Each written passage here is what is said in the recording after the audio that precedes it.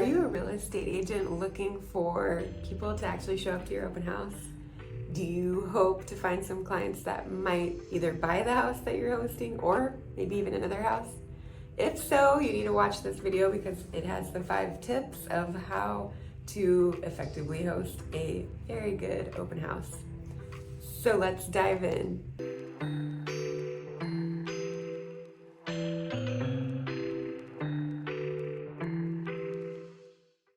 First and foremost, you're going to want to make sure that you market this open house.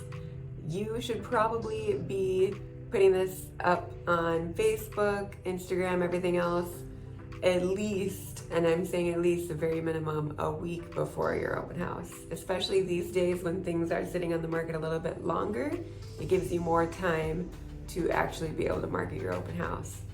So this is Monday at the very latest, assuming your open house is on the next Saturday, you're gonna wanna start marketing that open house. And like I mentioned, Facebook, Instagram, YouTube, even Google My Business. That is a great place to put your open house. Create events. You're gonna wanna have a separate event for all of those open house days, whether it's Saturday and Sunday, or maybe just Saturday. You need to have an event so people go in and look it up. Eventbrite also.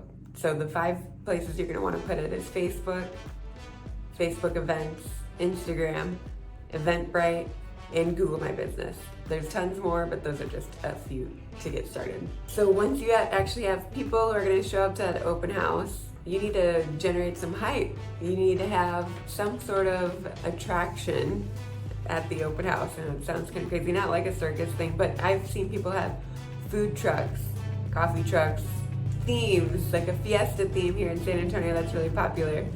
Anything that creates some sort of excitement for the open house is gonna be key. And this is what goes on your invitations to do that marketing. So the piece that is super important for your clients to actually be excited about coming is going to be whatever theme you host it around or whatever you're offering. Could be a giveaway. We recently had a group open house in a neighborhood. It was right before Easter. It was like a Easter basket giveaway, and that was a really great idea to bring a crowd in. The next tip is going to be to make sure to get those signs out the day before, maybe even a couple days before the open house. Make sure those signs are themed around what your open house theme is. Put some colors out there, something that's exciting for people to want to show up and look forward to your open house. So if you have an open house on Friday, you got all those signs out on the Thursday before, then you want to build the excitement around that open house on Friday. Get all those signs on every corner that you can. Put multiple signs in the yard. This is also relating back to the marketing, but the signage is going to be super important to get people there that aren't looking on Zillow or Realtor.com or on your events, because those people are also wanting to go, check out what's going on that weekend. So the signs are super important. You might as well just not even host an open house if you're not gonna have adequate signage. So now you've got everything set up. You have your people that are coming from all of your events that you set up. You have the theme ready to go, and now you got your signs in the yard. Everything is looking good as far as getting people in the door. The next important thing is gonna be making sure that the open house is looking good. The event is an event. It's not just you showing up at 12 o'clock when the open house starts and hoping people walk through the door.